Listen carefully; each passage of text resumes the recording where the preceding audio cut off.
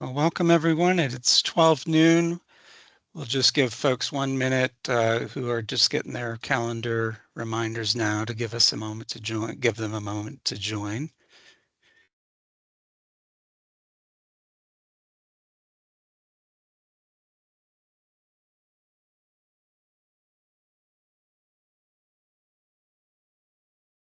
Well, it's 12:01, so let's go ahead and get started. Welcome to our fifth monthly peer-to-peer webinar series. This month, we're going to be focused on Safe Streets and Roads for All program.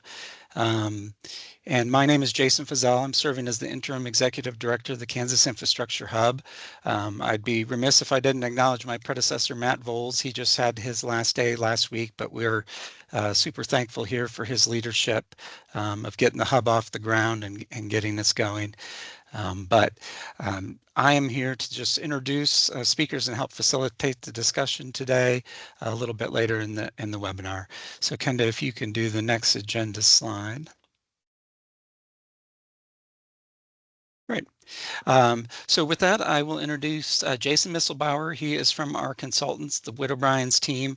They've been excellent partners in helping launch the Kansas Infrastructure Hub and keeping us on task and monitoring things at the federal level. So with that, I will hand it over to Jason for a federal landscape update.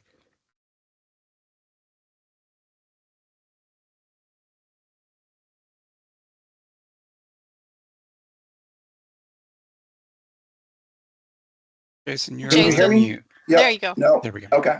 I've I jinxed myself earlier when I said Teams was giving me trouble. My mic wouldn't come unmuted, so I apologize about the delay. So just wanted to throw some things out there for you all. Not sure what was discussed previously. I did vet this with Matt Hansen, who normally provides this landscape update, but going to start with White House updates. So IRS tax exemption. So probably a lot of folks, if you're following all of this in the news, probably heard about President Trump and others discussing removing Harvard's tax exemption. But in a further interview, President Trump mentioned other universities along with nonprofits, potential nonprofits that he would remove their tax exemption as well, possibly. So just wanted to update that. Regulations, speaking of regulations, and some of this will be met with cheers from some, but President Trump has authorized agencies to use the good cause clause, which means that agencies no longer have to have a comment period for certain regulations. They can go right into enacting those.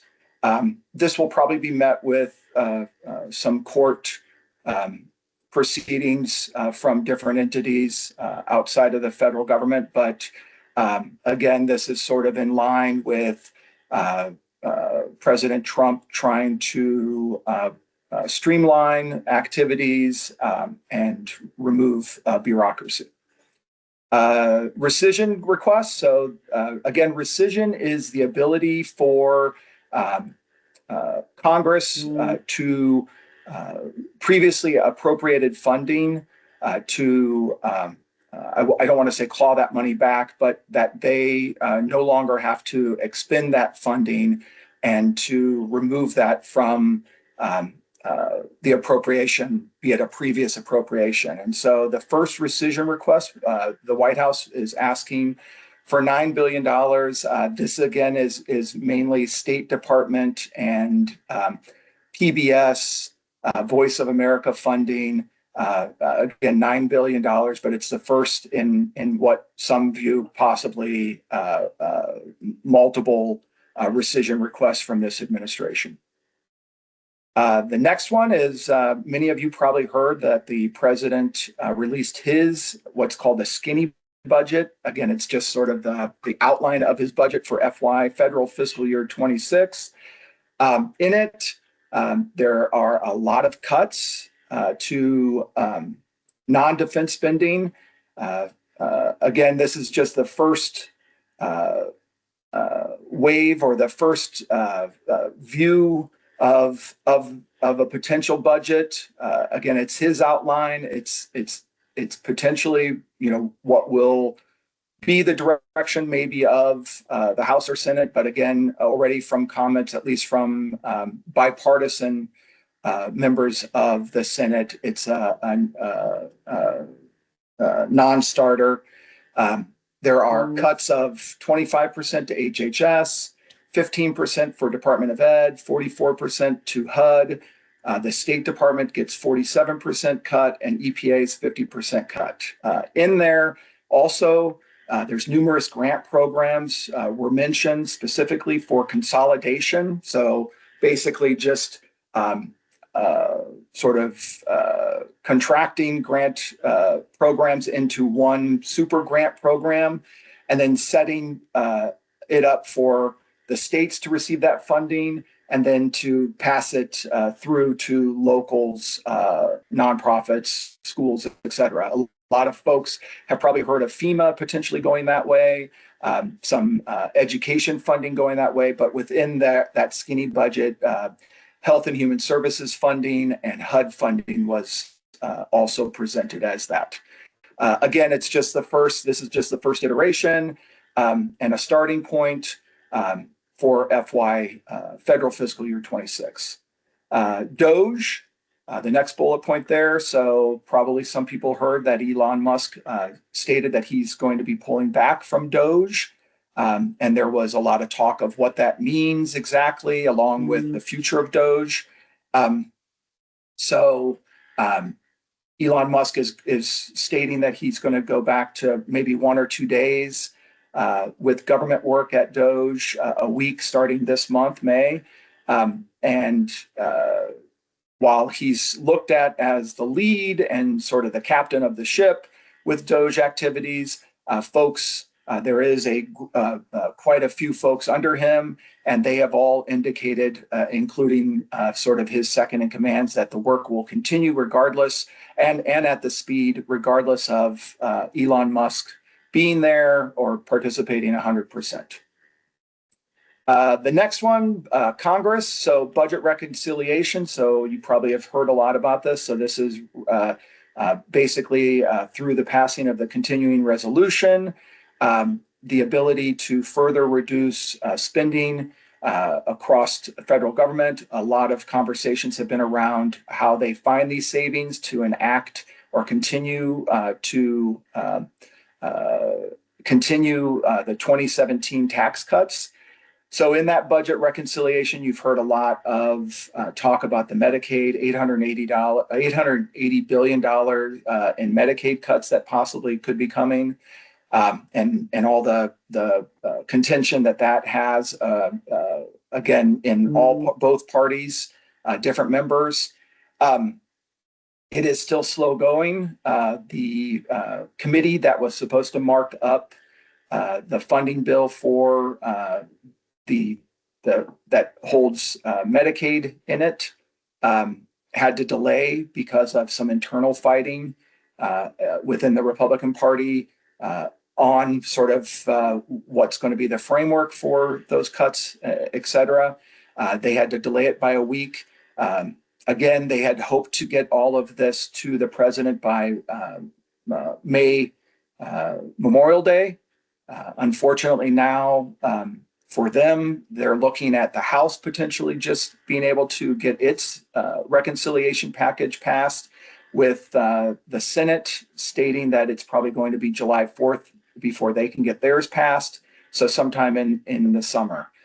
There have been some other developments now. There is a small contingency of House Republicans that want to see a larger deduction allowance for state and local tax deductions. There's 5 of them that have said that we're a no vote unless we get a higher rate of deduction for SALT. And so, again, that would still leave the makeup of Congress, or the House, is 220 to 213 in favor of Republicans. So still would be able to pass Congress with a margin of 2, but there are other members in Congress that are in the House that have said, if not this, then I'm a no. So could cause some further trouble and delays as far as reconciliation. Next slide. Oh, different layout than the last one. So for grants management, real fast, I'm not sure if anybody here has tried simpler.grants.gov. So this is a take on grants.gov, but with improvements and sort of the next phase of grants.gov, trying to make, again, if you've ever used grants.gov, it can be kind of a rabbit hole of experience looking for funding. With simpler grants.gov, they've started to modernize it. It's still in sort of beta testing and being improved constantly, but I would definitely highly recommend as you're looking for funding, if you don't have another system or tool that you use, this simpler grants.gov is using AI and other improvements, and along with functionality. One of the latest ones is the ability to save off your search parameters, much like a lot of different tools in the private sector that states and locals have purchased. The ability to do it and sort of make the system work for you. So that's a really great improvement that we're seeing there. But again, just wanted to point out some good news in the grants management space. Funding, possibly not so good news. So just talking about further cuts from the administration, DOJ just recently cut close to $900 million in funding, grant funding awards. National Science Foundation terminated 402 grants, approximately totaling $250 million. EPA is looking to terminate over the next couple months about 800 awards. So again, cuts are continuing. Obviously, there are court cases, pending injunctions and such. While EPA is terminating those, a bright spot is that funding is flowing through EPA and others with the recent court injunction. So again, sort of good and bad. Cuts continue, but there is some movement on money, and we'll talk about that in a little bit as well. Indirect cost rates. So again, not sure if people use the de minimis rate to collect indirect costs on their grants, or if they have a negotiated indirect cost rate agreement with the federal government, a NICRA. But again, you probably have heard this in the news that various agencies, federal agencies, are trying to limit. Right now, universities, again, if you've ever worked with a university, they have normally a higher indirect cost rate, negotiated indirect cost rate than governments. We're talking into the 40s and 50% tile recovery. And the federal government, it started with Department of Ed, Department of Energy recently did it, and the National Science Foundation just enacted it, or trying to enact it, of limiting their indirect to 15%. Obviously, the universities have gotten the courts involved, but just a side note to everybody that may not use the de minimis rate for their indirect and has a negotiated rate.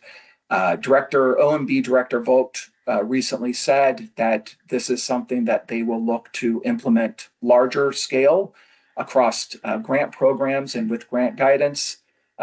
So in other words, locals and states to limit de minimis and save funding, or make sure that money's going to the programs as they see it.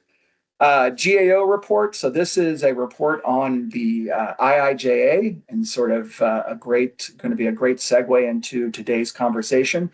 So GAO releases reports all the time. They just did one recently on infrastructure grants and the IIJA, and just noted that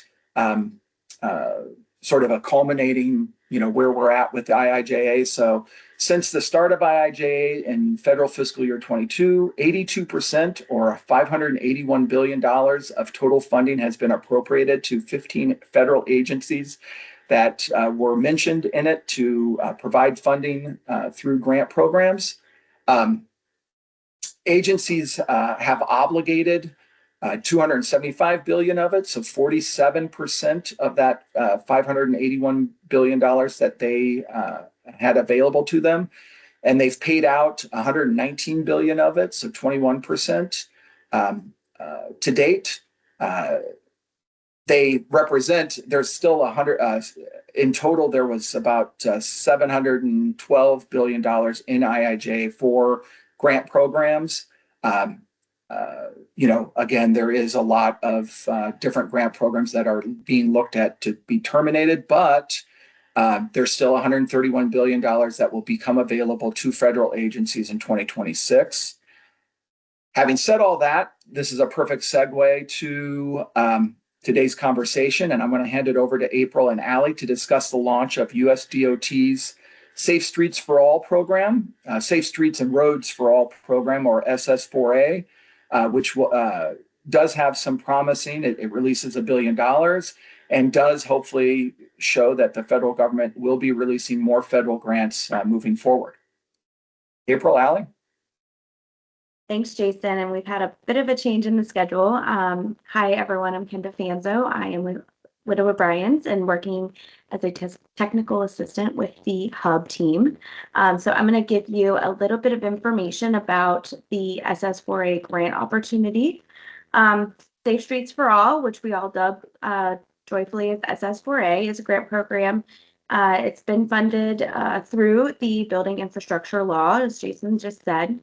They did launch the NOFO, and it is due June 26th by 5 p.m. It is one of the largest grant programs re-released underneath this administration, and we're very excited to see these applications come in. Planning and demonstration grants and implementation applications must be submitted, like I said, by 5 p.m. on June 26th. Technical questions have to be submitted by 5 p.m. on May 29th, so that deadline will be coming up faster than you think. Pre-application eligibility was reviewed and submitted by May 9th. So if you missed that deadline, there might be an opportunity still to put in a technical question, but that was the May 9th deadline is coming up pretty quickly. Also, if you would like to use the QR code, that will take you directly to the grants.gov opportunity. A couple of key differences from the prior administration to this administration. The prior administration had a large safety focus. This administration still prioritizes safety, but their preference for projects are really strict on not reducing lane capacity for vehicles. So deprioritizing bike lanes and pedestrian infrastructure could be something that you would want to look at. With inclusivity, projects were addressing safety for all roadway users, and this administration is really looking at funding priorities. So a greater priority is being given to those rural areas and projects that deliver anticipated benefits with less funding. The prior administration also looked at equity. And so there was a criteria for equity analysis and projects that benefit underserved communities, whereas we're seeing a greater focus on rural areas and projects that deliver those anticipated benefits with less dollars. The application process is also a little bit different. We are seeing a shorter application window and a single deadline for all submissions, whereas before you had different deadlines for each of the different components of the program. Also, there are environmental considerations that were included from the prior administration. So things like green infrastructure, enhancing environmental sustainability are not things that you see in this administration's NOFO. Projects involving road diets and reducing the number of lanes for vehicles will be looked at less favorably. And there have been a number of DOT webinars where that has been emphasized pretty sternly. Some key information, the applications are not going to be accepted through grants.gov. It will be through Valid Eval. There are no waivers available for the 20% match requirement. And the 20% match requirement must be non-federal. So in-kind match is allowed, but this is also where you have an opportunity as Kansas organizations to utilize the Build Kansas Fund. And more information will be shared about that in a little bit. Grant agreements are expected to be administered on a reimbursement basis. So make sure that your community is able to handle that fiscal responsibility. Applicants are also encouraged to bundle supplemental planning, demonstration, and implementation activities if they have an approved action plan. So having that approved action plan really allows you to apply for some of the other activities. So you'll just want to make sure that you're reviewing the NOFO appropriately. Safety impact data and evaluation needs to be clear and comprehensive. The goal is to, quote unquote, significantly reduce or eliminate roadway fatalities and serious injuries. So if you are not able to submit that type of data, you might want to reach out to some other organizations in your community, try and determine what data might exist from other sources, to really make sure that you're driving that component home and that you're telling the DOT representatives that are reviewing this that you are going to reduce or eliminate those roadway fatalities and/or serious injuries. They're also looking at quick implementation. So once a grant agreement is complete, they are looking for projects to move very swiftly and very quickly. So if you're able to do that, your application has a stronger chance of being funded. And then DOT will also assess low-cost, high-impact strategies over a wide geographic area. And again, this is where we're seeing a shift and where rural communities could benefit.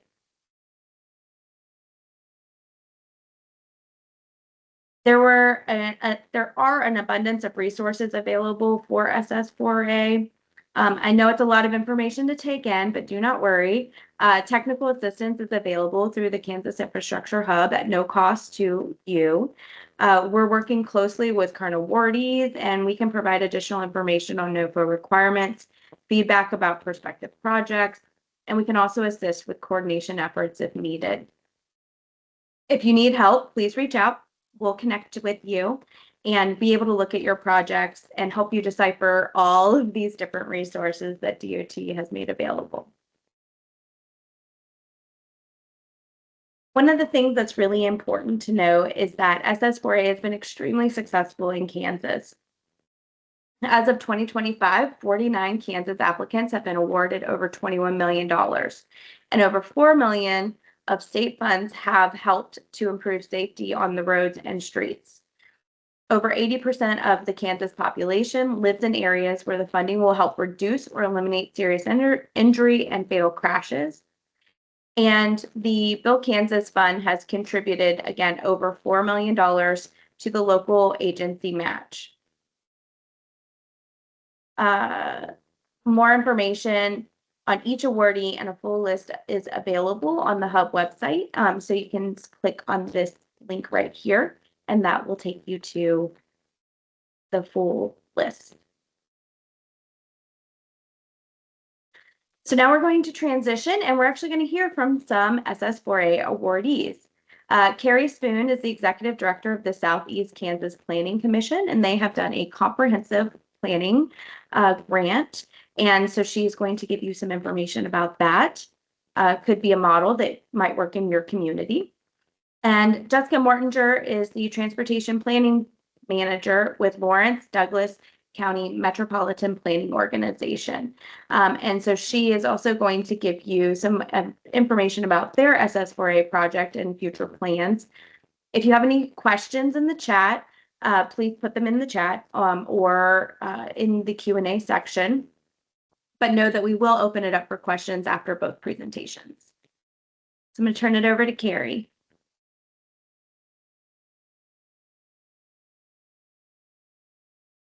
Thank you for the opportunity to share our project with everyone.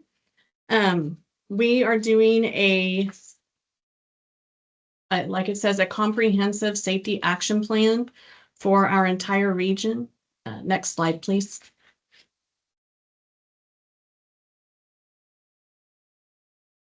And these are the topics that I'll be covering, give you a little bit of background about our organization, the funding for our project, our goals, what my role has been in the award, results to date, the impact we hope for, how we tie this into our SEDS, and then a challenge we experienced and a solution for it.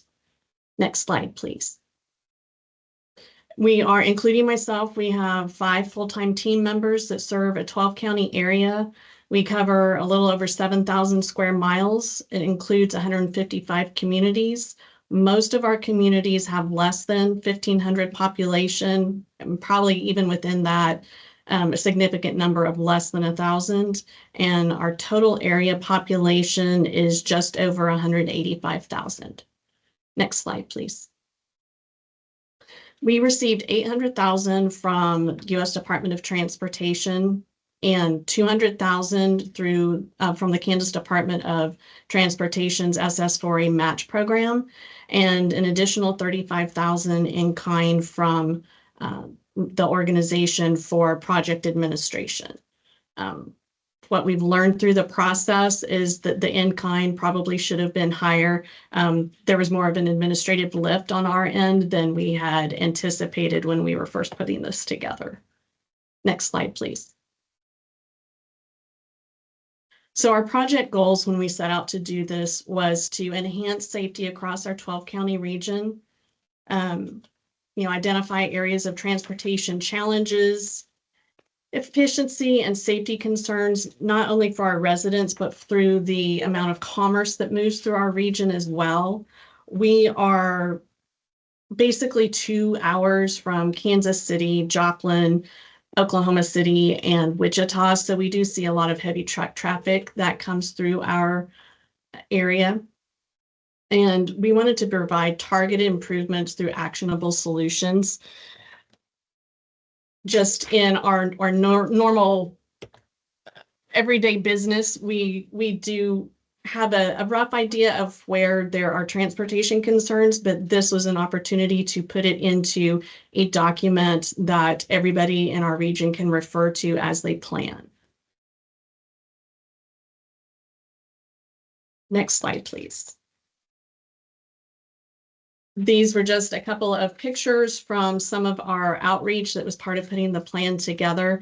And the boy on the left was probably one of the youngest ones that we had turn out. And of course, he had to put a sticker on the map identifying an area of concern in the county that we were in.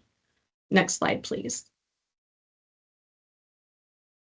So the RPC's role in the application was the lead in the development and submittal of the application itself, and that entailed convening a series of meetings to bring all of our stakeholders together from within the 12 counties and discuss goals and an overall vision. Post-award, our role has been project administration, so procurement, the procurement process for selecting the consultant who was then selected to develop the safety plan, managing the fund reimbursement requests from both Federal Highway and KDOT, and then assisting the consultant with communication and outreach efforts. That was where we ran into more of an administrative lift than what we had anticipated. Not all communities were engaging with the consultants until our organization stepped in and said, please, we need you to talk to them. And so that took a little more time than what we had anticipated. Next slide, please. Results to date, to our knowledge, this is the first time a project of this scope has been developed for our region. We've held county meetings in each of the 12 counties, and that was where we gathered local information beyond what just crash reports and other data could show us, these were local stories of maybe there's an intersection where there's a lot of near accidents. So they're not reported. There's nothing to report, but everybody knows to look extra close when you go to that intersection, or there's an area near a school that maybe needs to be addressed so that kids are safer crossing 4 lanes of street to get to their school building. These meetings have been completed. They did take a little bit longer to schedule and hold than we had anticipated. And so rather than having a completed plan at the beginning of 2025, our plan is anticipated to be done at the end of this month. Next slide, please. The SEK RPC is a economic development district within the EDA, and so we have to do a comprehensive economic development strategy every 5 years. And these bullet points kind of lay out how we feel the SS4A plan will support what we have in the SEDS as we move forward. A holistic approach for the region. We think it will enhance the region's highway infrastructure, making it better equipped to handle the flow of freight and personal travel, which directly impacts our economies. We do have quite a bit of tourism in our area. The improvements will help support local industries and strengthen the connections to larger markets. We do have a soybean plant that is going in one of our counties, and that was one of the known areas that needed to be addressed as far as safety and capacity goes. We also have another development area in a neighboring county that would need the same type of improvements. And ultimately, at the end of the day, we hope this is a plan that local leaders can use to make informed choices and allocate resources to where they are most needed. Next slide, please. So the challenge probably the biggest challenge we encountered was community attendance at county level meetings. And those meetings were necessary to understand local concerns and interests to make sure that everything that needs to be in the plan is in there, to build trust within the community so that they would engage with our consultants and provide the needed discussions and feedback for the plan. A solution that we feel would be beneficial is to select a cheerleader from each county and maybe a couple of the larger communities with each county, leveraging their existing networks to encourage local participation. And that would have probably led to more effective outreach and a higher turnout earlier, so that we would have had our plan as we had hoped at the beginning of 2025. And we found too that Facebook maybe wasn't the best way to get the information out about these. We had to pivot and focus more on email to our cheerleaders versus the word getting out just by Facebook. I had presented on this at a different conference, and a solution that was suggested there too was to hold your meetings at a coffee shop versus a library or public building. Like a county commission meeting room or something like that. $600 worth of coffee might really help get everybody together versus just a kind of a come and go. Next slide, please. Okay. And that was all I have.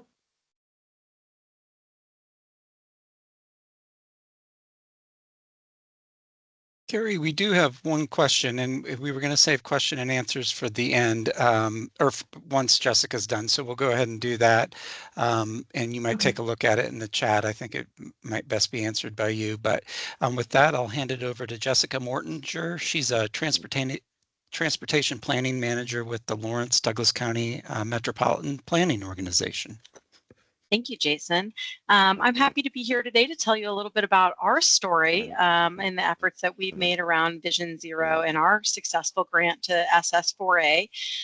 We had a smaller project in a smaller region, so being an MPO of about 100 in our countywide of about 120,000 population, we worked to coordinate with 3 of the cities in our jurisdiction to work on an effort around Vision Zero in that process. I'm going to talk to you and show you a little bit about the data part of it, which I think is, it's a map. So that's exciting to show you kind of what the result of this might be for your community. It was a real data-driven approach. And Carrie talked a lot about public engagement. And so being able to share this information with our community and to hear their feedback about their concerns and solutions led us to some actionable strategies. I'll kind of highlight some examples of as well. Next slide. So data is really the foundation of the work of this developing a Vision Zero safety action plan and looking at what's represented underneath in kind of the light blue fading, which kind of shows the higher levels of intensity of crashes for fatal and serious injury crashes. And then identifying that, we recognized particularly in Lawrence, 6.5% of all roadways account for 65% of our fatal and serious injury crashes. And so that really gives us a really direct approach to begin the conversation about where investments need to be made to most seriously drive down some of those crashes and target those locations and areas. This is for all modes of crashes, but this process also allowed us, if we go to the next slide, and we created these maps for all of the communities in our region that were participating in our project, and we're able to show these with to the public and kind of hear their concerns. This is our vulnerable road user high injury crash network for Lawrence, and here we found that 30% of vulnerable road user fatal and serious injury crashes are occurring on just 1% of roadways.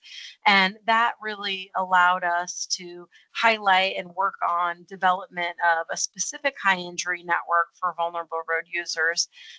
This correlated with a lot of the comments that we were hearing from the community about their desire to complete bicycle and pedestrian networks and priority projects, as well as paying attention to intersections and crossings, and with particular concern about our in partnership with our Safe Routes to School program, because we had recently school changes that required kids to walk further and walk across more arterial streets. And so some of those show up in this data and some of them don't, I think, but start to lend the way to what we were looking at for actionable strategies. And so the next slide, I'll show you kind of we're getting ready to release this publicly, but these shouldn't be a surprise in terms of our final draft plan and working on approvals at this point for our planning process that's been a little over a year long, that we have some very specific projects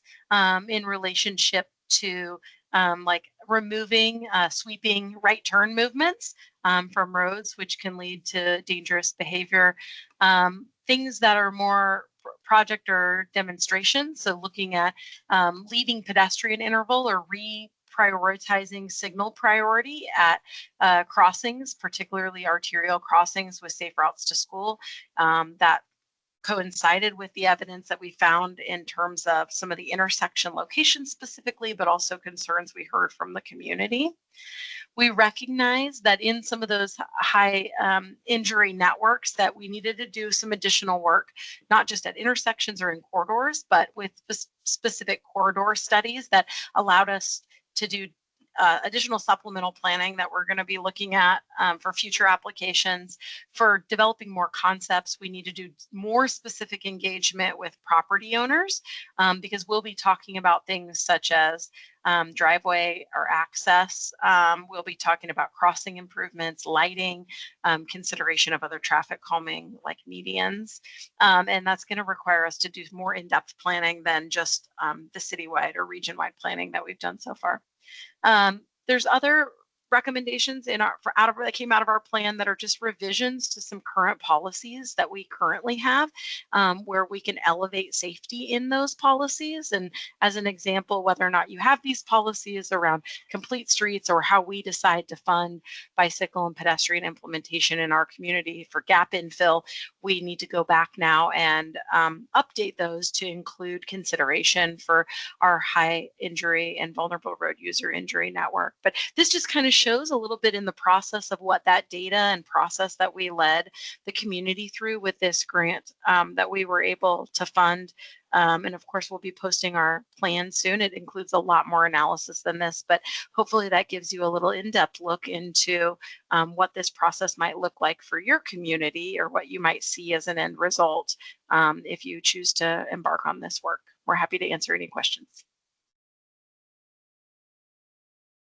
Great. Well, thank you for that, Jessica and Carrie. Appreciate your presentations. I also wanted to acknowledge we have on the call today April Hazen Schaefer and Allie Weems from the city of Topeka. They're also SS4A recipients, although more recent and haven't gotten their grant agreement in place yet. But City of Topeka has been a great partner on this webinar series, and April and Allie have been the key to that. And the grant they received was 4.3 million, and interesting thing in looking it up, it was the third largest received nationally of the 99 that were awarded in the last round. So, but with that, I'll open it up to questions. Feel free to come on camera and come off mute and ask anything you may have, or put it in the chat. I did mention earlier we've got one question, and Carrie, this may be for you, given you're in a more rural area. But Kylie Jennings asked, any advice for municipalities in rural areas that have low crash and fatality numbers? Oh, she's already answered in the chat. I missed that. Do you want me to go ahead and answer it now too? Yeah, if you wouldn't mind. I'm not seeing it. I guess I would answer it first, maybe with a question is there already a plan that includes that municipality? And if not, I would definitely encourage getting a plan done, because I know from a lot of the community meetings I attended, there are concerns that will be in our plan that, like I had said earlier, there weren't crashes there weren't fatalities there, but it's known within the community that it is a dangerous intersection, or it is a dangerous pedestrian crossing because it's near a school and it needs additional lights or something like that. If there is already a plan in place, but you don't feel it incorporates all of the concerns, maybe it's something to consider going after a supplemental plan for.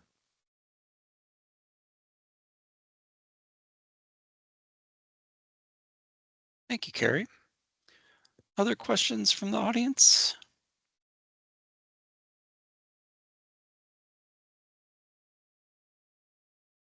Folks are feeling shy today.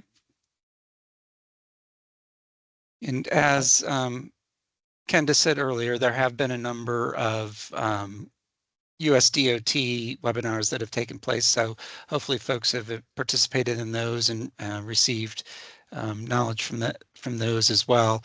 With that, if there are no other questions, we can go ahead to the next slide. Oh, good. Elena Hardison, is there a better chance of success with a partner-based plan, i.e. a group of municipalities versus a single entity?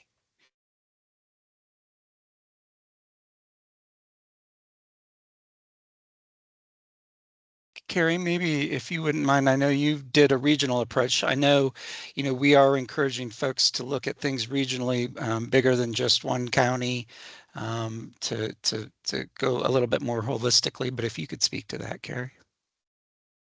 I would echo that feeling. One reason we went for a regional plan is it was our understanding, back in 2022, that regional applications would be looked at more favorably than a single community. And being a regional planning organization, we didn't feel we could just pick 2 or 3 of our counties. So we went all in and did all 12. But I would think that, yes, a partner-based, even if one of the partners, like in our case was KDOT, if it was awarded, they were partnering with us as well. I think that helped. And the fact that we were all 12 counties versus just a community or just a county. If there's any way to build partnerships and basically give the federal government more bang for their buck, I think that would benefit an application. And Jason, I also want to jump in here just real quick to piggyback off of that. The city of Topeka's application actually followed Shawnee County's application just the year prior. And so we really took that opportunity to speak to how we would be closing the gap on some of that investment that had previously been made. So just all that to say is if you don't have that set up, that initial partnership, you can always kind of retroactively work on that, and then that would further promote your application. And, I guess one thing I'd add is not to dissuade any individual communities that are looking to apply. If you've already down that path of applying, from the map that Kenda shared earlier, there's certainly individual communities in Kansas that have received awards as well. There was someone on the line who'd come off mute and I couldn't see but if you want to ask your question now. I have just submitted it with the chat. We have an old highway that was the original 81 highway built in 1920s in Ottawa County. Everybody locally knows it's such a terrible road, but we would like to enhance the road for better better transportation within our county. It's owned by a township, subdivision of the county, so we don't know exactly where to lead that. If we could overlay it, or it's smooth, it's concrete right now and bumpy and potholes. Would that be possible as a township entity to apply or the county apply? I'm kind of lost. I don't even know enough to ask any questions really at this point.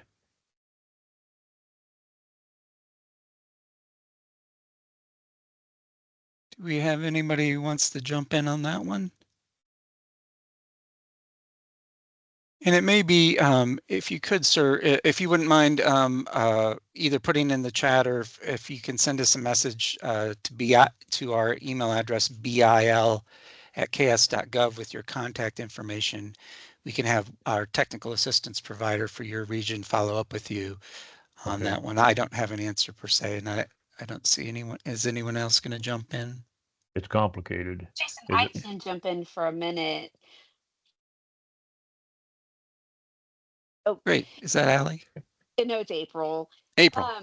Yeah, so in those situations, it would probably be best to look at a planning grant. The grant really is kind of to set up to kind of be a pick and choose type of a thing. So you could ask for do a planning grant. And then that way you will have the money to hire someone or a consultant that will be able to come out and you can tell them, hey, look, this is a really bad road and we know it is. We don't have any fatalities, but it is a huge concern. So, can you look at this and do your studies and let us know ways that we could make this road safer? So, it's kind of nice when you ask for your safety action plan because then you don't have to make those guesses. Right. Okay. Okay. What did you say that Does that email help? was? Yeah, that helped a bunch, I think. Give me the email again, if you would, please. BIL at. Sure. I put it in the chat. It's B as in boy, IL@ks.gov. Got And it. that I way see you it. can reach us at the hub and we can put you in touch with our technical assistance provider for your region. Great. Okay. Thank you so much. That's what I needed. And then we have a question from Lisa Sexton. There appears to be no mandatory minimum or maximum amount that can be requested. Is this correct? And Kenda, I know you covered the NOFO. If you want to jump in, I've also got, I'll paste something in the chat here as well.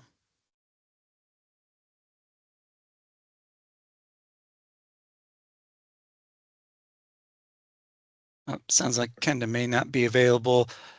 Like I said, I can paste an answer in the chat because there are minimum and maximum amounts depending on the type of grant you apply for. I was going to do the same thing. Thank you, Jason. Sure.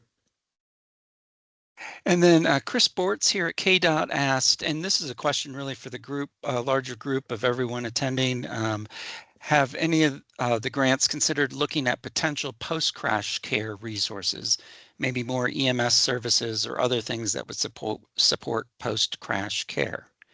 So I don't know if anyone from the audience wants to speak up if that's something that you're considering in your grant application.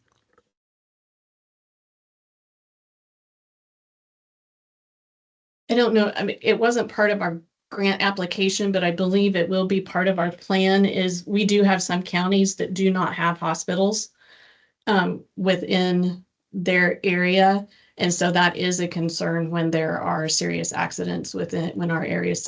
So I think it will be part of our plan, but it wasn't specifically called out in our application.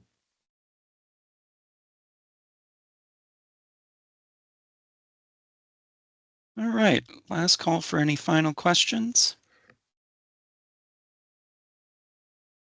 Well, All right. Jason, and I can tell you too that Topeka is partnering with Shawnee County in our next application, and we are looking at some um, not what you would think of as your temporary or as your like road type safety, but we are looking at maybe drones that could get to an accident quicker than our officers can, and actually look at the situation and be able to feed that information back to our responding officers and EMS so that we do have better, I don't want to say, well, it's post crash, so that we can get the right people there at the right time. So this one, we are kind of taking a completely different approach in what we're looking at and what we would like to try and do.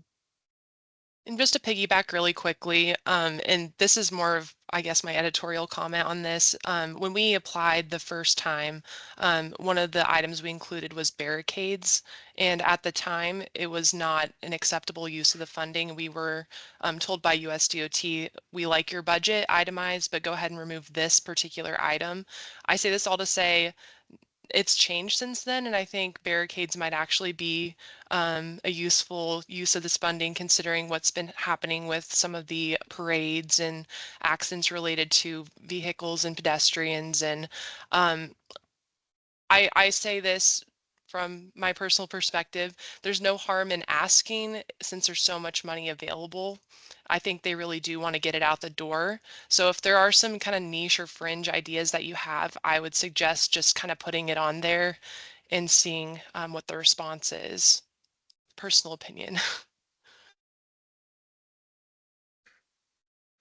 And I think that's a great opportunity to also use the question and technical assistance question and answer period.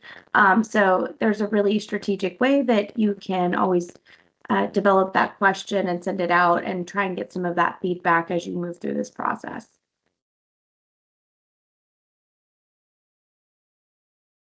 Great. Well, this has been a good conversation. I think in interest of time, we'll move along. And if we have any final questions at the end, we can come back to them. But with that, we can go to the next slide. And I just have a few housekeeping items. Kenda had referenced the grant assistance program that we've launched at the Kansas Infrastructure Hub. I'll put a link to it in the chat. And this is an opportunity to get funding to help write your grant application. We also are anticipating helping with grant administration after grants are awarded.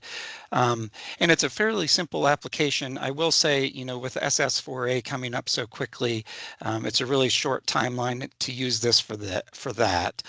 But if we could get applications by May 14th, that would allow our steering committee to consider those to give you a little bit of time to have grant writing assistance before the SS4A deadline. Or this can be used for any BIL or IIJA, bipartisan infrastructure law, or Infrastructure Investment and Jobs Act opportunities going forward. Next slide.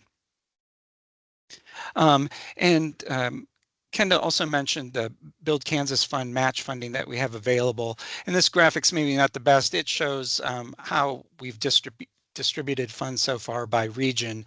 But simply to say we have matching funds available to help provide that 20% match.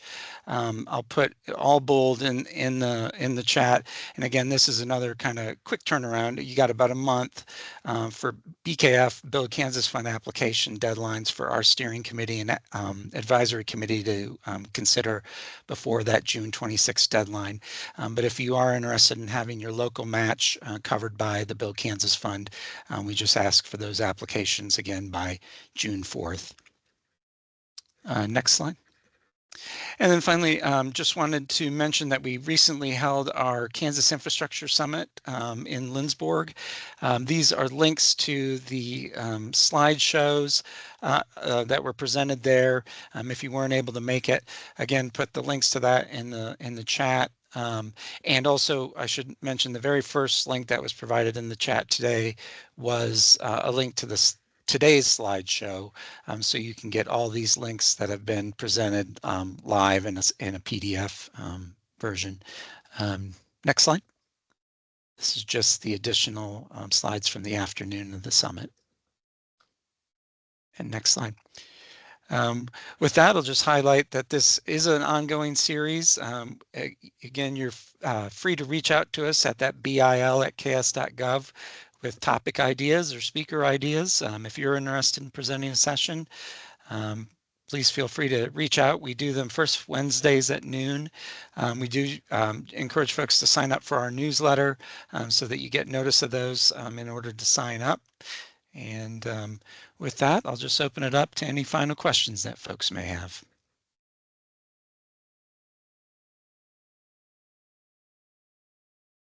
All right, doesn't sound like there are any. Again, thank you to Carrie and Jessica for presenting for us today. Also, our internal staff, Kenda and Jason, for their presentations, and we appreciate your attendance. Have a good afternoon. Thank you.